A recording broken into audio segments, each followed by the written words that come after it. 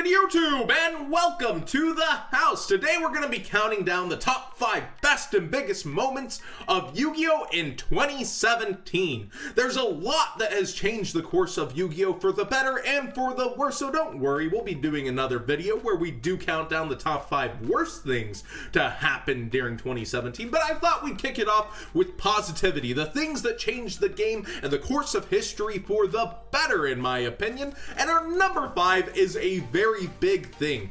Nothing like this had ever happened in YCS history, period. We had two brothers, the Khan brothers, face not only in the finals of YCS Dallas, but then we move forward to YCS San Diego, one banlist, one YCS later, and Faisal Khan takes that one down. Brothers taking not only back-to-back YCSs, but also playing in a finals together. Such history-changing moments through the YCS circuit are incredible, and Faisal, he used to be a more controversial figure in Yu-Gi-Oh! He used to be that cocky upstart kid, but he's really shown that he knows how to carry a championship under his belt. He has shown that he is not just throwing it around, he's not saying, oh yeah, I showed everybody, yeah, now I did it. He's just carrying himself like a true champion, and it's been great to watch him grow up through the community. He's one of my favorite, most sarcastic people, but now he's really taking it in stride, and I really love seeing how he's interacted with the community since his win. And in the number 4 position, I am so happy that they gave Yu-Gi-Oh! Duel Links a spot on the world stage. That's right, making this game actually matter so much just fills me with joy.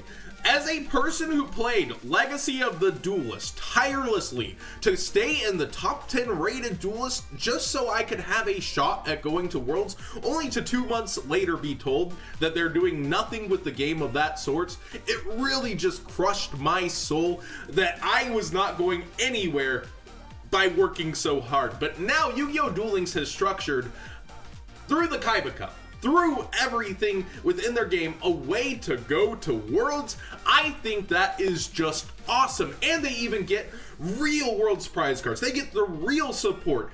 And I think it's awesome to see a video game work up that way, to have another kind of format and way to play with our Yu-Gi-Oh! Cards in a major stage is just incredible. And I know my roommate is way more hyped for this game than I am personally, but I think seeing how much Duel Links has brought back to our community. I've heard multiple locals say, well, we've had people come in saying that they started playing Duel Links and it brought them back to the game, or they even found interest to start playing because of it. I've heard from duelists all around that they've had Duel Links actually positively impact their local scenes, and I think that is fantastic. I don't think people are necessarily going to be quitting Yu-Gi-Oh! For Duel Links, but rather the amount of attention that Duel Links has brought to Yu-Gi-Oh! Has definitely strengthened the in-person game, and I've got to give credit to Konami where Konami is due. Duel Links was relatively good for this game.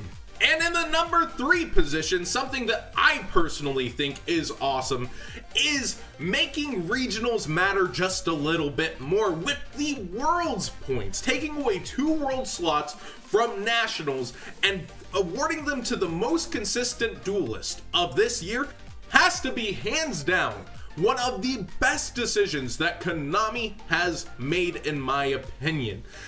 I really also like that they took the YCSs and they incorporated them to matter more this year, where YCSs will now give out a minimum of 64 points to first place as long as it's 32 invites given out at that YCS, and I think that's just awesome as well. The community has always kind of ranted and raved about what a joke regionals were before, how they needed something else, how they needed to matter more, and I think Konami really found the perfect way, because a Worlds invite, that's no joke. That's a flight to somewhere usually overseas. That's an insane amount of prestige awarded to duelists who now don't have to do it in just one flash and one shot at nationals. Mom Spaghetti, fail you not. I really like the fact that regionals now have a way to consistently matter. And you've seen duelists now flying all over the USA to try to capture these points. I know Brendan Beckman is just on a tear this year, and we also have probably Asala thinking about doing it again. You try in there, Asala. It's just awesome to see all these duelists, these faces come up and become known for a reason other than just slamming home runs wins one time. Not talking about myself there.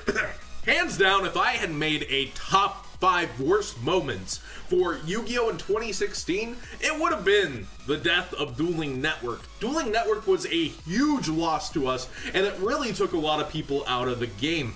But it should be no surprise to you guys here that in the number 2 position of best things to happen for this year, Dueling Network is back in the form of Dueling Book, and it is better and stronger than ever. Dueling Book coming out has made Yu-Gi-Oh! So much easier to playtest with my friends, to run our tournaments for Zodiac. It is just a resource for the people, and you might say, well, we had Yu-Gi-Oh! Pro. I personally don't like that Yu-Gi-Oh! Pro is not like real Yu-Gi-Oh! In the sense that if you misclick, you're stuck with it. If you want to playtest, you can't take moves back and see what other things would do. Realize that it's not automated, it's not gonna tell you exactly how to play, and I think that makes you a better duelist in the long run, to learn from your mistakes and play Yu-Gi-Oh! Like it was intended to be in the real game, where if you're playing your opponent and you don't know your ruling, it's gonna work that way just like it does in real life. So with that aspect, I really do like that Dueling Book is back, and they've added features such as you're able to now capture replays on Dueling Book that make it better than Dueling Network was before. So I am just so happy to have this resource for our community, for myself to play on, for everybody out there. It is awesome to have Dueling Network back in the form of Dueling Book. Thank you so much, Steven. And in the number 1 position is the release of Battles of Legends Light's Revenge. Easily, hands down, the best product Konami has ever released. Not only did we get 3 reprints of cards worth over $50 with Cyframe Lord Omega, Crystal Wing Synchro Dragon, and the Phantom Knights of Break Sword, but we also got one of the most coveted prize cards to be distributed among the common people, Minerva the Lightsworn Exalted. I was so happy to see this card given to everybody and have access to it myself to play with. I had borrowed prize cards for a tournament before. I got 35th at that UDS with her, but it was so good to see everybody have access to this card.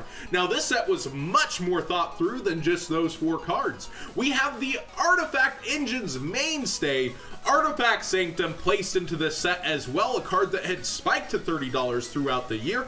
Nice to see it cool down and get a secret rare rarity upgrade in the process.